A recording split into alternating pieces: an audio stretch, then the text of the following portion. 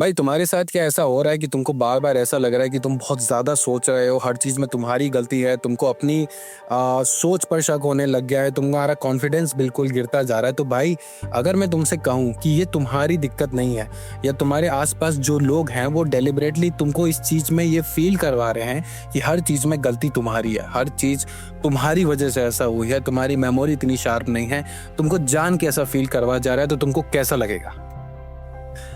बेहद बहुत बुरा लगेगा। क्यों? क्योंकि इस चीज को साइकोलॉजिकल दुनिया में कहते हैं गैस लाइटिंग।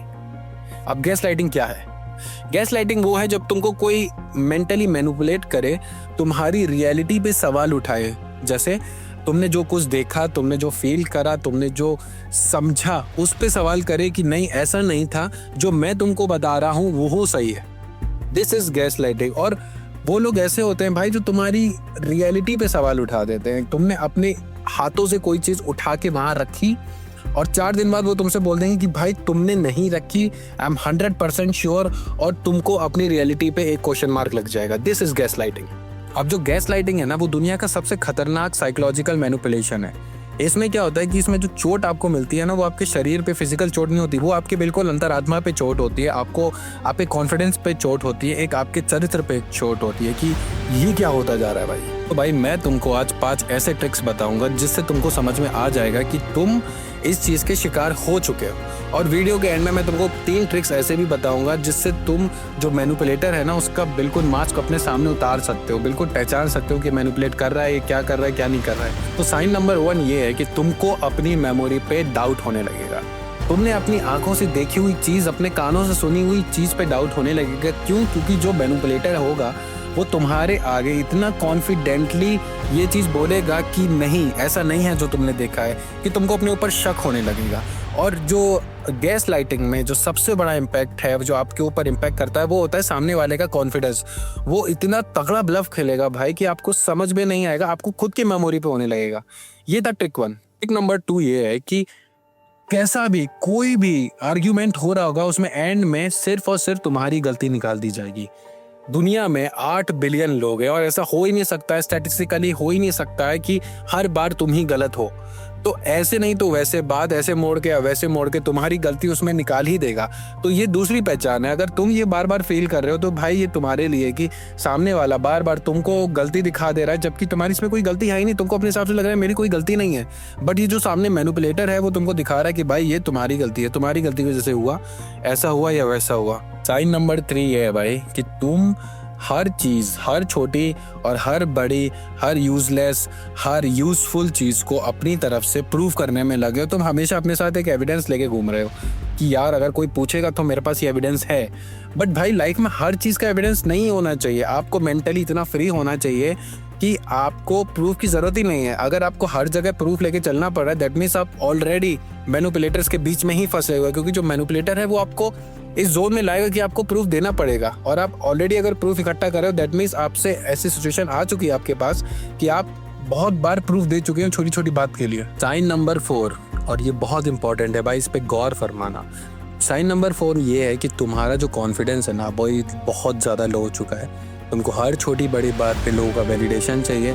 तुमको हर छोटी बड़ी बात पे तुम डरते हो कि ऐसा करना चाहिए कि ऐसा नहीं करना चाहिए, कि मैं क्या करूं क्या नहीं करूं, क्योंकि तुम्हारे अंदर कॉन्फिडेंस की कमी है। और कॉन्फिडेंस की कमी तुम्हारे पास इसलिए कम होती जा रही है क्योंकि जो तुम्हारे इर्द गिर्द लोग हैं जो तुमको ऑलरेडी मैनिपुलेट कर रहे हैं, वो तुम्हारी बात में इतनी बार नो कर चुके हैं कि तुम अब अपनी तरफ से कोई डिसीजन ले ही नहीं पा रहे हो। तुमको समझ ही नहीं आ रहा है कि अगर मैं डिसीजन लूँगा तो जो मेरे इर्द गिर्द के लोग हैं वो खुश होंगे कि नहीं होंगे, क्योंकि वो हमेशा से तुमको इस लेवल पे लाते रहे हैं कि तुमको कॉन्फिडेंटली नो बोलते रहे, तुमको लो एस्टीम फील कराते रहे कि तुम्हारा कॉन्फिडेंस बिल्कुल जीरो हो चुका है भाई। साइन नंबर 5 वो ये है, तुमने बहुत सुना होगा एंड आई थिंक ये बहुत ज़्यादा कॉमन है कि लोग, तुम्हारे इर्द गिर्द लोग तुमको काफ़ी बार बोल चुके थे, भाई तू पागल है क्या, तू पागल है, तू ऐसे कैसे सोच रहा है, कि भाई तू ठीक तो है ना, तू पागल हो चुका है भाई। अगर तुम्हारे इर्द गिर्द वाले लोग ये बोल रहे हैं भाई, दैट मीन्स कि वो तुमको अपनी बात के तले दबाना चाहते हैं, अपनी मर्जी के तले दबाना चाहते हैं।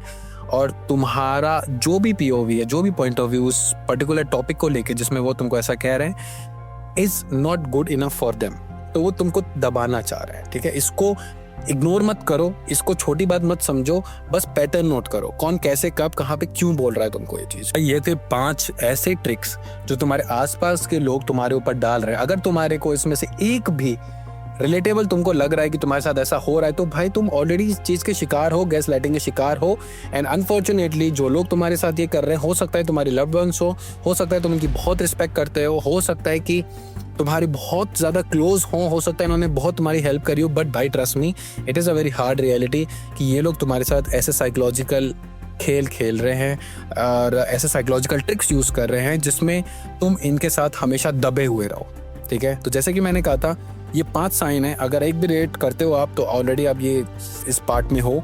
अब मैं आपको बताता हूँ 3 ऐसी ट्रिक्स जिससे तुम एक मैनिपुलेटर को समझ जाओगे भाई, ऑब्वियसली समझ जाओगे और मज़ा आएगा तुम्हें करने में। सो जो ट्रिक नंबर 1 है उसको मैं अपनी तरफ से कहूँगा the grey rock method. Grey rock method क्या है कि भाई एक मैनिपुलेटर को क्या चाहिए तुमसे? तुम्हारा रिएक्शन चाहिए, तुम्हारा चीखना चाहिए, तुम्हारा चिल्लाना चाहिए, तुम्हारा कॉन्फिडेंस तुम्हारे से छीनना चाहिए। बट भाई अगर तुम एक ऐसा ग्रे रॉक बन जाओगे ना उनके सामने, जो मतलब कोई भी इंटरेस्ट नहीं दिखा रहा है या कोई भी एनर्जी नहीं दे रहा है, बस बोरिंग सा दिखा रहा है, सिंपल सा जवाब दे रहा है, भाई उनका फ्यूल तुमसे लेना ख़त्म हो जाएगा। और जब तुम फ्यूल देना उनको ख़त्म कर दोगे, अपनी तरफ से अपनी एनर्जी देना ख़त्म कर दोगे भाई, तो वो कुछ भी नहीं कर सकते तुम्हारा। धीरे धीरे वो तुम्हारे ऊपर से कंट्रोल उनका हट जाएगा भाई, और तुमको एनालाइज होगा कि कितने टाइम से ये चीज़ तुम्हारे साथ हो रही थी। तो अगर तुम कोई भी ऐसी ट्रिक में फंस रहे हो ना, जस्ट बी नॉर्मल, ना ज़्यादा हवा दो ना ज़्यादा रिएक्शन दो, जस्ट से ओके ठीक है, बस दैट्स ऑल। ट्रिक नंबर 2 ये है कि भाई तुमको अपने माइंड के लिए ये चीज़ करना ज़रूरी है। ये चीज़ सुनने में बहुत चाइल्डिश लगेगी, आई टोटली एग्री, बट भाई चीज़ों को रिकॉर्ड करना चालू करो, कहीं लिखो कि इसने ऐसी बात कही थी जो कि तुमको थोड़ा अनकंफर्टेबल लगा। हर चीज़ नहीं, हर सेंटेंस मत लिखो, ऐसी चीज़ें अपने पास नोट डाउन करके लिखो कि जो बात में सामने वाला पलट सकता है, ताकि जब सामने वाला पलटे उस बात को, तुम्हारे ऊपर हक जमाना चाहे, तुमको मैनिपुलेट करना चाहे, तो तुम्हारे पास डेटा हो कि नहीं भाई तुमने मेरे से ये बात इस टाइम पे ऐसे बात कही थी। ट्राई करना, मज़ा आएगा। मैं ये नहीं कह रहा हूँ हर चीज़ लिखो, but just try to write those things जो तुम ऑलरेडी अभी सोच के इमेजिन कर रहे हो कि ऐसा मेरे साथ हो चुका है। एक नंबर 3 मेरी पर्सनल फेवरेट, भाई लोग के साथ डिसएग्री करना चालू करो, उनके मुंह पे बोल दो। क्योंकि जब वो तुम्हारा कॉन्फिडेंस शेक करना चालू करेंगे ना भाई, वो जब तुमको बोलेंगे कि नहीं भाई ऐसा नहीं था, भाई तुम भी अपनी तरफ से बोलो भाई आई डिसएग्री, भाई ऐसा नहीं था, तुम गलत हो, आई डिसएग्री। जो भी बोलते हैं जस्ट डिसएग्री विद देम। उनका पूरा माइंडसेट हिल जाएगा तुम्हारे आगे कि भाई मैंने इस बंदे के कभी डिसएग्रीमेंट इमेजिन ही नहीं करा, तो अब मैं इसको क्या जवाब दूं? क्योंकि डिसएग्रीमेंट इज समथिंग जहाँ पे 2 लोग एक दूसरे को जब बात कर रहे होते हैं तब इमेजिन करते हैं, बट जब सामने वाला तुमसे कभी इमेजिन ही नहीं कर सकता कि तुम उसकी बात पे डिसएग्री कर सकते हो, तो भाई उसके ऑलरेडी चारों पिलर्स डाउन है। ठीक है, डिसएग्री करो और चीज़ों का नोट्स बनाओ और ज़्यादा अपनी तरफ से एनर्जी मत डालो। भाई ये 3 ट्रिक फॉर श्योर तुमको हेल्प करेगा, किसी के साइकोलॉजिकल ट्रैप से बाहर निकलने के लिए, तुमको तुम्हारा सेल्फ एस्टीम याद दिलाएगा। अगर तुम यहाँ तक वीडियो मेरी देख रहे हो तो थैंक यू सो मच, पर इसी के साथ मैं तुमको ऐसे नहीं छोड़ूंगा। मैं तुमको एक 7 दिन का चैलेंज देता हूँ कि भाई 7 दिन तक ये ट्रिक्स जो तुम्हारे ऊपर खेलते हैं इसको एनालाइज करो, लोगों के बीच जो मैंने तुमको टेक्निक्स बताई है वो उनके ऊपर एनालाइज करो, और 7 दिन के बाद भाई तुमको तुम्हारा जवाब मिल जाएगा। फिर स्टिल कंफ्यूज कि तुम भाई गैस लाइट हो रहे हो किसी की तरफ से या नहीं हो रहे हो, just use this tricks around the people and you will understand, you will get your answer. तुमको पता चलेगा कि कौन तुम्हारे साथ खेल रहा है, कौन नहीं खेल रहा है, कौन कैसा हो रहा है, कौन कैसा नहीं हो रहा है। और it is a good experiment for your self भाई। तुमको समझ में आएगा कि तुम्हारे इर्द गिर्द जो लोग हैं वो सही लोग हैं कि नहीं है। इसमें सिर्फ यही नहीं पता चलेगा कि तुम गैस लाइट हो रहे हो कि नहीं। तो आई होप भाई कि तुमको कुछ नया सीखने को मिलेगा। और ये वीडियो मैं आज कार में शूट कर रहा हूँ because I am travelling and I do not have my studio, I do not have my lights and everything, so I am just travelling with my phone. और अगर आपको ये वीडियो अच्छी लगे तो भाई उसको लाइक करो, शेयर करो और ऐसे दोस्तों के पास भेजो जो लगता है कि इस चीज़ के शिकार हो सकते हैं, जिनके बारे में आपको लगता है कि बहुत सीधे लोग हैं, या अपना खुद का चीज़ जो आपने कभी ऐसा फील करा हो, जो कभी आपने एनालाइज करा हो, वो कमेंट में भाई ज़रूर बताना। I love to share people's stories जो कभी किसी चीज़ से गुजरे हो, भाई मज़ा आ जाता है। तो सी यू अंटिल नेक्स्ट टाइम।